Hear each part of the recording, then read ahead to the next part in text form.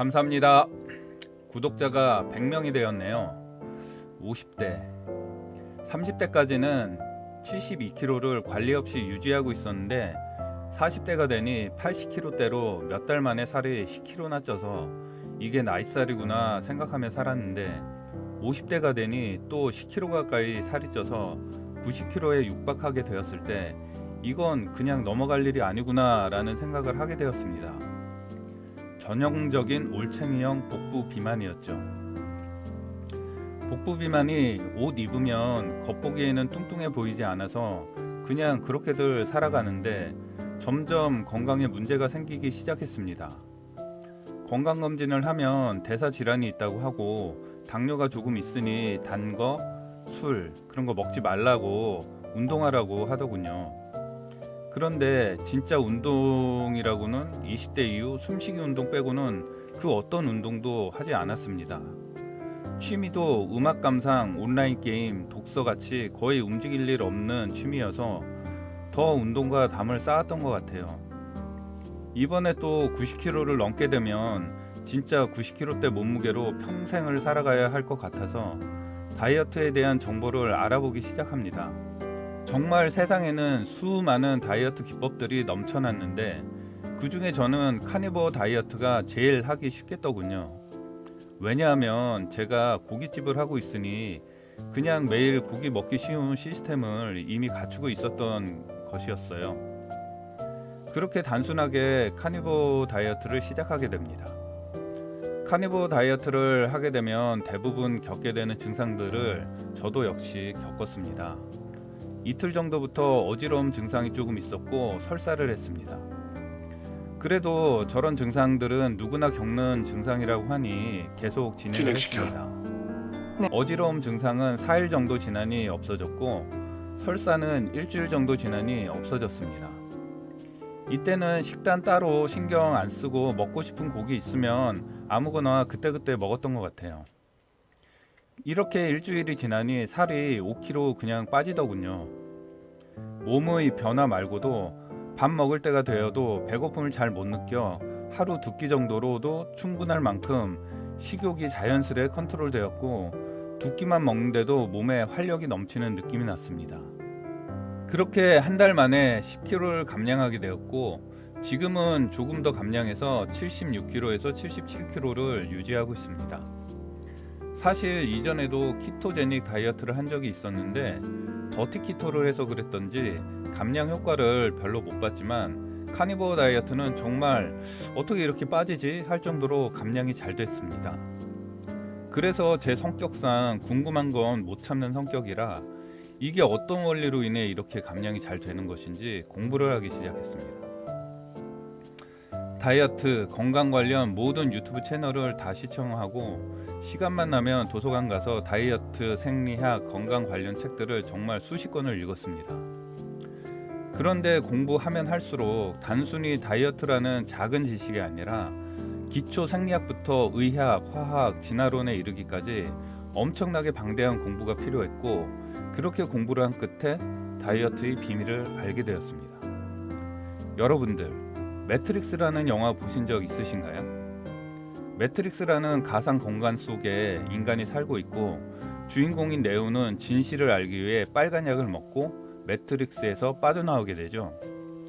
모든 것이 조작되었던 매트릭스, 그것이 바로 지금의 우리 현실입니다. 세상이 산업화되면서 미디어와 학계를 장악한 기업들의 이익을 위해 잘못된 정보가 생산되고 그 잘못된 정보에 쇠뇌되어 인류는 건강을 잃고 고통을 겪고 있는 것입니다. 비만 또한 마찬가지입니다.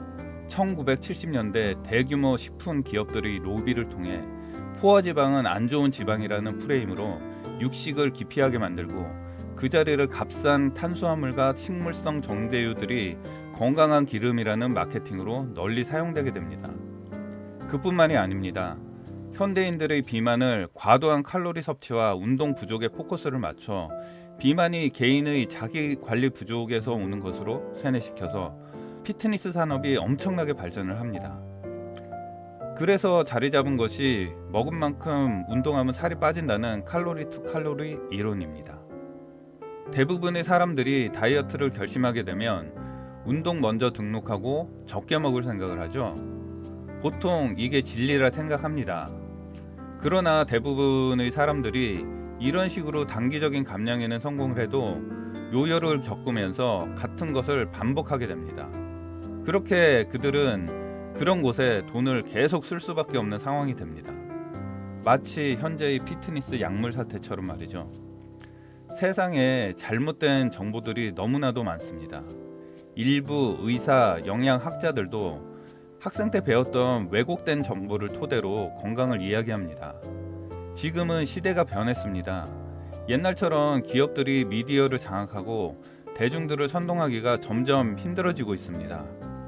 저와 같은 개인 미디어들과 챗 GPT 등장으로 바로바로 팩트 체크를 해볼 수 있는 시대가 되었습니다. 물론 챗 GPT도 잘못된 옛날 정보를 기반으로 답을 내놓을 수 있으나 그것조차도 크로스 체킹을 통해 진실을 찾아낼 수 있습니다. 대표적으로 카니버에 대해서 물어보면 위험한 식이요법이라고 이야기합니다. 그렇죠? 여러분들도 유튜브에 떠도는 정보들을 그냥 고지고대로 받아들이지 마시고 다방면으로 크로스 체킹 해보세요. 앞으로 여러분들에게 알려드려야 할 정보들이 너무나도 많습니다.